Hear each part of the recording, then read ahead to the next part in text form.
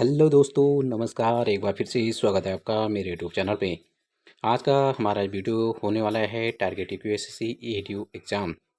इसका हमारा आज का जो मॉडल पेपर होगा, ये पहला मॉडल पेपर है। मॉडल पेपर होगा, ये मिक्स क्वेश्चन होंगे इसमें, यानी यूनिट वन के 1, 2, 3 और यूनिट टू जो हमारा बी है ओनली इकोनॉमिक्स वालों के लिए, उससे रिलेटेड भी इसमें क्वेश्चन डाले गए हैं। हालांकि क्वेश्चन की संख्या अभी कम है, लेकिन धीरे धीरे इसको बढ़ा दिया जाएगा नेक्स्ट वाली वीडियो में। अभी इसमें हमने 20 क्वेश्चन लिए हैं, आप भी देखिए आपको वीडियो कैसा लगता है। अगर आपको वीडियो अच्छा लगेगा तो ज़रूर चैनल को सब्सक्राइब करें, लाइक करें और अच्छा से कमेंट करिए। नंबर दूसरी बात, अगर कोई नया व्यूवर्स है, इस चैनल को पहली बार देख रहे हैं, तो कृपया करके चैनल को ज़रूर सब्सक्राइब करें और हमारा टेलीग्राम चैनल पे जुड़ना ना भूलें। टेलीग्राम चैनल पे हम अभी वीडियो से रिलेटेड महत्वपूर्ण एमसीक्यू सीरीज यानी क्विज के फॉर्मेट में करा रहे हैं, जहाँ पे 15 से 20 क्वेश्चन डेली बेसिस पे होते हैं। काफ़ी बच्चे वहाँ पे जुड़ चुके हैं, वो वहाँ पे डेली अपना क्विज कर रहे हैं। अभी हम वीडियो का टेस्ट सीरीज शुरू कर रहे हैं। उसके बाद हमारा आने वाला है पटवारी, लेखपाल यानी वीडियो वीपीडीओ, फॉरेस्ट गार्ड और आर ओ ई को टारगेटेड पेपर रहेगा। पहले हम पूरा सिलेबस से रिलेटेड टॉपिक वाइज उसमें भी टेस्ट करेंगे और उसके बाद हम यूट्यूब पर टेस्ट सीरीज चलाएंगे और फिर टेलीग्राम पर सेम डे में मतलब क्विज भी होती रहेगी 20 क्वेश्चन से रिलेटेड। ठीक है, तो आज का पहला क्वेश्चन शुरू करते हैं हम अब। पहला क्वेश्चन है, भारत में नियोजन के संदर्भ में परिप्रेक्ष्य योजना यानी प्रोस्पेक्टिव प्लान का मुख्य उद्देश्य क्या है? In the context of planning in India, what is the main objective of the prospective plan? Option number A है 5 वर्षों के लिए विशिष्ट लक्ष्यों का निर्धारण। ऑप्शन नंबर बी है दीर्घकालिक सामाजिक आर्थिक विकास की दिशा निर्धारित करना। ऑप्शन नंबर सी है केवल वित्तीय आवंटन पर ध्यान केंद्रित करना। और हमारा ऑप्शन नंबर डी होगा। ऑप्शन नंबर डी है हमारा, यानी वार्षिक बजट तैयार करना। तो दोस्तों, इसका जो हमारा राइट ऑप्शन होगा, option number B is right option होगा, यानी दीर्घकालिक सामाजिक आर्थिक विकास की दिशा निर्धारित करना। अब देखते हैं हम इससे रिलेटेड महत्वपूर्ण फैक्ट्स क्या है। जो प्रीफेक्स योजना होती है, ये 15 से 20 साल की अवधि के लिए होती है, जो देश की दीर्घकालिक विकास लक्ष्यों और रणनीतियों का खाका खींचती है, न कि केवल 5 साल के लक्ष्यों का। ठीक है, तो ये है पहला क्वेश्चन हमारा। नेक्स्ट क्वेश्चन हमारा क्वेश्चन नंबर 2 है, डेमोग्राफिक डिविडेंड यानी जनसांख्यिकी लाभांश के लिए भारत के पास वर्तमान में क्या अवसर हैं? What opportunity does India currently have for the demographic dividend? Option number A है जन्म दर में तीव्र वृद्धि। ऑप्शन नंबर बी है बुजुर्ग आबादी का उच्च अनुपात। ऑप्शन नंबर सी है कामकाजी उम्र की आबादी यानी 15 से 64 वर्ष का बड़ा हिस्सा। ऑप्शन नंबर डी है हमारा मृत्यु दर में वृद्धि। तो दोस्तों, इसका हमारा जो राइट ऑप्शन होगा, option number C is right option, यानी कामकाजी उम्र की आबादी सबसे अधिक है भारत में भी, जो एज है 15 से 20 साल। अब जनसांख्यिकी लाभांश तब होता है जब एक देश के कामकाजी उम्र की आबादी गैर कामकाजी यानी बच्चों और बुजुर्गों की आबादी क्या हो जाती, सबसे ज़्यादा हो जाती देश में, तो उसे कहते हैं। ठीक है, जिससे आर्थिक वृद्धि की संभावना बढ़ जाती है। भारत में यह स्थिति 2030 के दशक तक रहेगी। ठीक है, नेक्स्ट क्वेश्चन हमारा क्वेश्चन नंबर आज का तीसरा। वर्ष 2023-24 के केंद्रीय बजट के अनुसार राजकोषीय घाटे का जीडीपी के कितने प्रतिशत रहने का अनुमान है?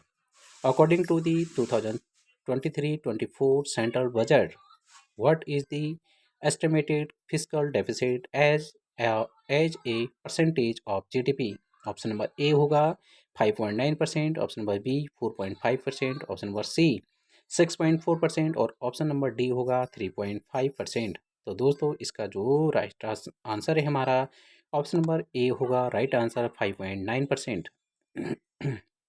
बात करते हैं हम केंद्रीय बजट यानी 2023-24 में राजकोषीय घाटे का अनुमान जीडीपी का 5.9% था, लेकिन यह सरकार की कुल आय यानी उधार को छोड़कर और कुल व्यय के बीच का अंतर है। ठीक है, नेक्स्ट क्वेश्चन हमारा, समपोषी विकास यानी सस्टेनेबल डेवलपमेंट गोल्स एसडीजी के संदर्भ में भारत का एजेंडा 2030 यानी मुख्यतः किस नीति आयोग दस्तावेज पर आधारित है? In the context of suitable development goals SDG on which NITI Aayog documents is India agenda 2030 mainly based. Option number A होगा दृष्टि यानी @247 2047। ऑप्शन नंबर बी होगा 3 वर्षीय action agenda. Option number C राष्ट्रीय विकास एजेंडा। ऑप्शन नंबर डी होगा सतत विकास लक्ष्य भारत सूचकांक। तो दोस्तों इसका जो राइट ऑप्शन होगा, ठीक है, तो दोस्तों इसका जो हमारा राइट ऑप्शन हो जाएगा option number A is right answer, यानी एट द रेट जो दृष्टि है 2047 तक है। ठीक है, नीति आयोग का जो दृष्टि है 2047 तक भारत के लिए दीर्घकालिक दृष्टिकोण प्रदान करता है, जिसमें एसडीजी के लक्ष्यों को प्राप्त करने की रणनीतियाँ शामिल हैं। बात करते हैं हम जो एसडीजी गोल की बात कर लेते हैं। तो हमने जो एसडीजी गोल हैं अभी हमने मतलब जो गोल थे तो ये थे 2015 से लेकर इनका लक्ष्य रखा गया था 2015 से 2030 तक, यानी इन लक्ष्य को प्राप्त करने का लक्ष्य रखा गया है।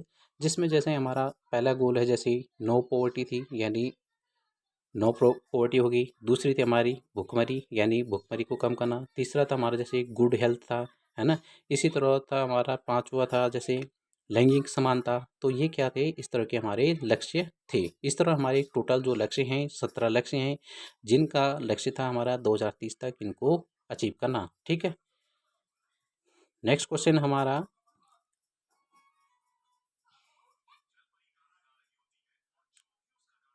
भारत में कृषि उत्पाद के विपणन इनाम यानी इनाम प्लेटफॉर्म का मुख्य कार्य क्या है?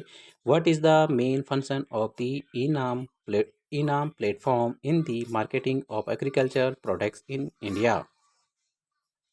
ऑप्शन नंबर ए है किसानों को सीधी सब्सिडी प्रदान करना। ऑप्शन नंबर बी है कृषि उत्पाद के ऑनलाइन व्यापार के लिए एक एकीकृत राष्ट्रीय बाजार बनाना। ऑप्शन नंबर सी है कृषि ऋण वितरण का प्रबंधन करना। और ऑप्शन नंबर डी होगा कृषि अनुसंधान को बढ़ावा देना। तो दोस्तों इसका जो हमारा सही ऑप्शन हो जाएगा यानी राइट आंसर होगा option number B is right answer हो जाएगा, यानी कृषि उत्पादों को के ऑनलाइन व्यापार के लिए एक एकीकृत राष्ट्रीय बाजार बनाना। जो ए नाम है यानी नेशनल एग्रीकल्चर मार्केट एक ऑनलाइन ट्रेडिंग प्लेटफॉर्म है जो किसानों को बेहतर मूल्य प्राप्त करने के लिए देश भर की मंडियों से जोड़ता है। ठीक है, नेक्स्ट क्वेश्चन हो जाएगा हमारा, क्वेश्चन नंबर होगा 6 है। भारत में हरित क्रांति के दूसरे चरण यानी 1980 के दशक के बाद की विशेषता क्या थी? What was the characteristic of the second phase of the Green Revolution in India after the 1980। तो ऑप्शन नंबर ये है केवल गेहूं और चावल पर ध्यान केंद्रित करना। ऑप्शन नंबर बी है पूर्वी राज्यों में विस्तार और तिलहन पर जोर। ऑप्शन नंबर सी है रासायनिक उर्वरकों का सीमित उपयोग। ऑप्शन नंबर डी है कृषि ऋण का उन्मूलन। तो दोस्तों इसका राइट ऑप्शन हो जाएगा ऑप्शन नंबर बी है हमारा, यानी पूर्वी राज्यों में विस्तार और तिलहन पर जोर। हरित क्रांति के पहले चरण में गेहूं और चावल पर ध्यान केंद्रित था, जबकि दूसरे चरण में 1980 के दशक के बाद इसका विस्तार पूर्वी भारत तक हुआ और दलहन व तिलहन जैसे अन्य फसलों को शामिल किया गया था। ठीक, नेक्स्ट हमारा गैर बैंकिंग वित्तीय कंपनियों यानी एनबीएफसी का विनियमन भारत में कौन सी संस्था करती है? ऑप्शन नंबर ए है भारतीय reserve bank of India. Option number B है वित्त मंत्रालय। ऑप्शन नंबर सी है भारतीय प्रतिभूति और विनिमय बोर्ड। ऑप्शन नंबर डी है नीति आयोग। तो इसका जो हमारा राइट आंसर हो जाएगा option number A is right answer, यानी भारतीय रिजर्व बैंक। भारतीय रिजर्व बैंक के बारे में थोड़ा बात कर लेते हैं। जो भारतीय रिजर्व बैंक की स्थापना हुई थी 1 अप्रैल 1935 को हुई थी। ठीक है, आरबीआई एक्ट 1934 था। आरबीआई एक्ट कौन सा था? 1934 था। ठीक है, उसके बाद था कि एक क्वेश्चन हो रहा था इसमें कि हाँ कि इसका जो आरबीआई का राष्ट्रीयकरण हुआ था वो कब हुआ था? तो आरबीआई का राष्ट्रीयकरण हुआ था 1 जनवरी 1949 को हुआ था, 1 जनवरी 1949 में। ठीक है, नेक्स्ट क्या था इसमें, एक क्वेश्चन और आता है कि आरबीआई का जो हेडक्वार्टर है ये कहाँ है, तो ये आएगा मुंबई में। ठीक है, एक क्वेश्चन और आएगा इसमें, आरबीआई का आरबीआई का वर्तमान गवर्नर कौन है, ये आप लोगों के लिए होमवर्क है, ज़रूर कमेंट में बताइए। ठीक है, उसके बाद हम थोड़ा बात कर लेते हैं सेबी का। ठीक है, तो सेबी की जो स्थापना हुई थी वो बतानी है कि ये कब हुई थी। ठीक है, और एक इसमें ये बताना है कि जो सेबी एक्ट था ना ये कब का है। ये दो क्वेश्चन आप लोगों को ज़रूर होमवर्क में इसको ज़रूर बताइए, बाकी आगे हम इसको कंटिन्यू करेंगे क्वेश्चन। नेक्स्ट क्वेश्चन है हमारा नीति आयोग। नीति आयोग का तो सबको ही आइडिया है फिलहाल कि जो नीति आयोग बना था वो 1 जनवरी 2015 को बना था, और जो नीति आयोग बना था इसने योजना आयोग को रिप्लेस किया था। जो योजना आयोग था वो 15 मार्च 1950 को बना था।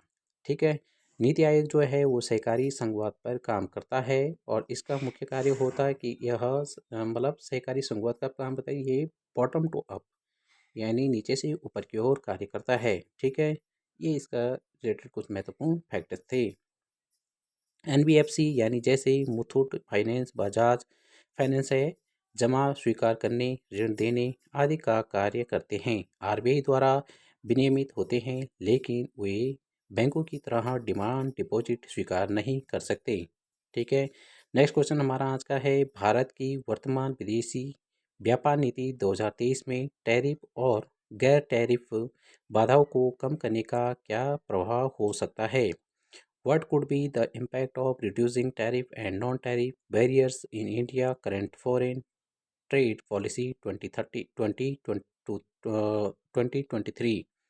ऑप्शन नंबर ए होगा हमारा, ऑप्शन नंबर ए है केवल आयात में वृद्धि, ऑप्शन नंबर बी है निर्यात प्रतिस्पर्धात्मकता में वृद्धि, ऑप्शन नंबर सी है घरेलू उद्योगों पर नकारात्मक प्रभाव, ऑप्शन नंबर डी है अंतर्राष्ट्रीय व्यापार समझौता। ठीक है, तो इसका आंसर आप भी ज़रूर बताइए कि इसका आंसर क्या हो सकता है, और आप लोग भी हर क्वेश्चन का आंसर ज़रूर देखना। ठीक है, तो दोस्तों इसका जो राइट आंसर हो जाएगा option number B is right answer होना चाहिए, क्योंकि निर्यात प्रतिस्पर्धात्मक में वृद्धि करना इसका लक्ष्य था। व्यापार नीति का लक्ष्य होता है टैरिफ और गैर टैरिफ बाधाओं को कम करके भारतीय उत्पादों को अंतर्राष्ट्रीय बाजारों में अधिक प्रतिस्पर्धी बनाना होता है, जिससे निर्यात को बढ़ावा मिले। ठीक है, नेक्स्ट क्वेश्चन हमारा, क्वेश्चन नंबर होगा हमारा आज का 9वां। क्वेश्चन नंबर 9 होगा यानी मेक इन इंडिया पहल का एमएसएमई क्षेत्र पर क्या प्रभाव पड़ा। तो what impact has the make in India initiative had on the MSME sector. Option number A है विदेशी निवेश में कमी, ऑप्शन नंबर बी है विनिर्माण क्षेत्र में एमएसएमई की भागीदारी में वृद्धि, ऑप्शन नंबर सी है केवल बड़ी उद्योगों को लाभ, ऑप्शन नंबर डी है एमएसएमई के निर्यात में कमी। ठीक है, तो इसका जो हमारा राइट आंसर हो जाएगा option number B is right answer होगा, यानी विनिर्माण क्षेत्र में एमएसएमई की भागीदारी में वृद्धि। ठीक है, एक क्वेश्चन इसमें यह आ जाता है कि एमएसएमई जो एक्ट आया था, यानी जो एमएसएमई एक्ट था ये कब आया था, तो ये आया था हमारा एमएसएमई एक्ट 2006 में। 2006 में, तो एमएसएमई एक्ट यहाँ से भी क्वेश्चन आ जाता है कि एमएसएमई एक्ट कब था, तो 2006 का था। इसका मूल मुख्य लक्ष्य था कि मतलब क्या है, एमएसएमई में रोज़गार का सृजन करना था। ठीक है, नए नए जितने भी हमारे एंटरप्रेन्योर बनते हैं उनको पूरा सहयोग करना इससे रिलेटेड था। ठीक है, नंबर दूसरी बात एमएसएमई में अभी जो इन्वेस्टमेंट है शायद ये भी बदल गई, जो 2020 के अकॉर्डिंग थी। एमएसएमई में जो निवेश कर सकता था यानी इन्वेस्टमेंट था वो माइक्रो, तीन होते हैं ना, एक होता है माइक्रो, एक होता है स्मॉल और एक होता है मीडियम। ठीक है, तो जो माइक्रो में था वो था 1 करोड़, और टर्नओवर होना चाहिए था 5 करोड़ का। ठीक है, लेकिन जो स्मॉल में था वो था हमारा 10 करोड़। 10 करोड़ हम निवेश कर सकते हैं, और 50 करोड़ इसमें क्या कर सकते हैं टर्नओवर था। और जो मीडियम था इसमें था 50 करोड़ का निवेश कर सकते हैं, और 250 करोड़ था, ये 2020 के अकॉर्डिंग था। लेकिन अभी इसमें चेंजेस हो गए, क्योंकि ये जो एमएसएमई है ये 2.5 गुना बढ़ चुका है, और यहाँ पे ये 2 गुना बढ़ चुके हैं। ठीक है, नेक्स्ट क्वेश्चन है हमारा मेक इन इंडिया पहल का उद्देश्य। भारत को विनिर्माण का वैश्विक केंद्र बनाना था, जिससे एमएसएमई को घरेलू और वैश्विक श्रृंखलाओं में एकीकृत करके लाभ और रोजगार सृजन और प्रौद्योगिकी की अधिग्रहण बढ़ा है। ठीक है, ये इसका लक्ष्य था। नेक्स्ट क्वेश्चन हमारा, उत्तराखंड के संदर्भ में पहाड़ी कृषि की मुख्य चुनौती क्या है? In the contest of Uttarakhand what is the main challenge of hill agriculture? Option number A होगा सिंचाई सुविधाओं की अधिकता। ऑप्शन नंबर बी होगा छोटे और खंडित भूजोत। ऑप्शन नंबर सी है अत्यधिक उर्वर मिट्टी। और ऑप्शन नंबर डी है मशीनीकरण की उच्च दर। तो इसका जो राइट आंसर हो जाएगा वो क्या होगा, आप ही जरूर बताएं। ठीक है, आप लोग भी आंसर में देखते रहना है कि क्या क्या हो सकते हैं। तो इसके प्रीफिक्स में हमारा जो आंसर हो जाएगा option number B is right answer हो जाएगा, छोटे और खंडित भूजोत। यानी उत्तराखंड की पहाड़ी कृषि छोटे और बिखरे हुए खेत, खराब सड़क संपर्क, सिंचाई की कमी और वन्यजीवों के हमले जैसी चुनौतियों का सामना करना पड़ता है। आज का हमारा 11वां क्वेश्चन है, भारत में अप्रत्यक्ष करों यानी इनडायरेक्ट टैक्सेस की प्रणाली में जीएसटी के कार्यान्वयन का सबसे बड़ा प्रभाव क्या रहा है? What has been the biggest impact of GST implementation on the system of indirect taxes in India? करों का कैस्केडिंग प्रभाव समाप्त करना। ऑप्शन नंबर है राज्यों के राजस्व में भारी कमी। ऑप्शन नंबर सी है निर्यात में कमी। ऑप्शन नंबर डी है केवल सेवा क्षेत्र पर कर लगाना। तो इसका राइट आंसर हो जाएगा हमारा option number A is right answer, कि करों का कैस्केडिंग का प्रभाव को समाप्त करना। जो बोला विभिन्न तरह के कर लगते थे उनको समाप्त करना। अब बात करते हैं जो जीएसटी लागू हुआ था वो 1 जुलाई 2017 को लागू हुआ था। ये 101वां संविधान संशोधन 101 का संविधान संशोधन एक्ट आया था जो 2016 में, उसके तहत ही जीएसटी की लाया गया था। ठीक है, अगर इसमें बात करते हैं जीएसटी परिषद, एक क्वेश्चन और आ जाता है, वैसे ये इकोनॉमिक्स से रिलेटेड क्वेश्चन है। तो जीएसटी परिषद की जो वो जीएसटी परिषद है जो कौन से आर्टिकल में है, तो ये है 279 ए में। ठीक है, तो ये है तुम्हारा 279 ए, आर्टिकल 279 ए में जीएसटी परिषद किस में है, आर्टिकल 279 ए में है। ठीक है, जीएसटी जो है तो जुलाई 2017 से लागू हुआ था। ने विभिन्न केंद्रीय और राज्य अप्रत्यक्ष करों को प्रतिस्थापित किया, जिससे टैक्स पर टैक्स यानी कैस्केडिंग प्रभाव समाप्त हो गया था और एक विकृत विकृत राष्ट्रीय बाजार बना था। ठीक है, नेक्स्ट क्वेश्चन हमारा आज का 2023-24 में उत्तराखंड बजट में पर्यटन को बढ़ावा देने के लिए कौन सी योजना महत्वपूर्ण है? Which scheme is important of promoting tourism in India in the 2023-24 Uttarakhand budget, यानी which scheme is important for promoting tourism in the 2023-24 Uttarakhand budget? Option number A है एक जिला एक उत्पाद योजना। ऑप्शन नंबर बी है होम होम होम स्टे को प्रोत्साहन योजना। ऑप्शन नंबर सी है कृषि विविधीकरण योजना। ऑप्शन नंबर डी है एमएसएमई प्रोत्साहन योजना। तो इसका जो राइट आंसर हो जाएगा हमारा option number B is right answer, यानी होम स्टे प्रोत्साहन योजना। उत्तराखंड सरकार ने पर्यटन को बढ़ावा देने और स्थानीय समुदायों को सशक्त बनाने के लिए होम स्टे प्रोत्साहन योजना शुरू की है, जिससे ग्रामीण पर्यटन और रोजगार को बढ़ावा मिलता है। नेक्स्ट क्वेश्चन हमारा, मानव विकास सूचकांक एसडीआई में भारत की रैंकिंग सुधार के लिए किस क्षेत्र पर विशेष ध्यान देने की आवश्यकता है? Which sector needs special attention to improve India ranking in the human development index? Option number A है केवल प्रति व्यक्ति आय बढ़ाना। ऑप्शन नंबर बी है शिक्षा और स्वास्थ्य में निवेश। ऑप्शन नंबर सी है औद्योगिक विकास। ऑप्शन नंबर डी है विदेशी निवेश आकर्षित। तो इसका जो राइट आंसर हो जाएगा option number B is right answer, शिक्षा और स्वास्थ्य में निवेश। ठीक है, एसडीआई में अगर बात करेंगे तो अभी 2024-25 के क्वेश्चन अनुसार हमारी जो रैंक है 130 है। ठीक है, उसी तरह खुशहाली इंडेक्स यानी हैप्पीनेस इंडेक्स में हमारी रैंक है 118। और सस्टेनेबल यानी सतत विकास में जो भारत की रैंक है वह है 99। ठीक है, ये भी क्वेश्चन बन जाता है। एसडीआई यानी जीवन प्रत्याशा जो है शिक्षा, स्कूली शिक्षा के वर्ष और प्रति व्यक्ति आय यानी जीवन स्तर पर आधारित है। भारत की एसडीआई रैंकिंग में सुधार के लिए शिक्षा और स्वास्थ्य में प्रगति आवश्यक है। नेक्स्ट क्वेश्चन हमारा क्वेश्चन नंबर 14 है, लोकवित्त यानी पब्लिक फाइनेंस में सार्वजनिक वस्तु पब्लिक गुड्स की क्या विशेषता है? ऑप्शन नंबर ए है गैर गैर प्रतिस्पर्धी और गैर अपवर्जनीय। ऑप्शन नंबर बी है केवल प्रतिस्पर्धी। ऑप्शन नंबर सी है अपवर्जनीय। ऑप्शन नंबर डी है निजी उपभोग के लिए। इसका जो हमारा राइट आंसर हो जाएगा ऑप्शन नंबर 14 का राइट आंसर हो जाएगा option number A is right answer, यानी गैर प्रतिस्पर्धी और गैर अपवर्जनीय सार्वजनिक वस्तुओं ऐसी होती हैं, यानी सार्वजनिक वस्तुएं ऐसी वस्तुएं होती है जिनका उपभोग एक व्यक्ति द्वारा करने से दूसरे के लिए उनकी उपलब्धता कम नहीं होती है, जबकि गैर प्रतिस्पर्धी जो होती है और किसी को भी उनके उपभोग से वंचित नहीं किया जा सकता है। गैर अपवर्जनीय होती हैं जैसे होती है राष्ट्रीय रक्षा या सार्वजनिक पार्क। नेक्स्ट क्वेश्चन हमारा, नीति आयोग द्वारा जारी बहुआयामी गरीबी सूचकांक मल्टी डायमेंशन पॉवर्टी इंडेक्स में स्वास्थ्य आयाम के तहत कौन सा संकेत शामिल है? ऑप्शन नंबर ए है प्रति व्यक्ति आय। ऑप्शन नंबर बी है पोषण। ऑप्शन नंबर सी है बैंक खाते। ऑप्शन नंबर डी है अपना ऑप्शन स्कूलों में नामांकन। ठीक है, तो दोस्तों इसका 15 का जो हमारा ऑप्शन नंबर बी है यानी पोषण, ये इसका सही आंसर हो जाएगा। अब बात करते हैं हम नीति आयोग का। एमपीआई 3 आयाम हैं, जैसे स्वास्थ्य, शिक्षा, जीवन स्तर पर आधारित है। स्वास्थ्य आयाम में पोषण और बाल मृत्यु दर शामिल हैं। क्वेश्चन नंबर आज का 16 है, हरित अर्थव्यवस्था यानी ग्रीन इकोनॉमी के लक्ष्य को प्राप्त करने के लिए भारत की राष्ट्रीय सौर ऊर्जा मिशन की क्या भूमिका है?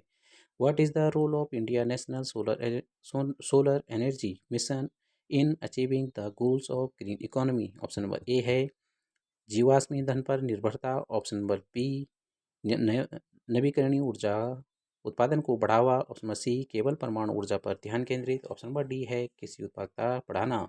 तो जो हमारा 16 क्वेश्चन का राइट आंसर हो जाएगा, यानी option number B is right answer.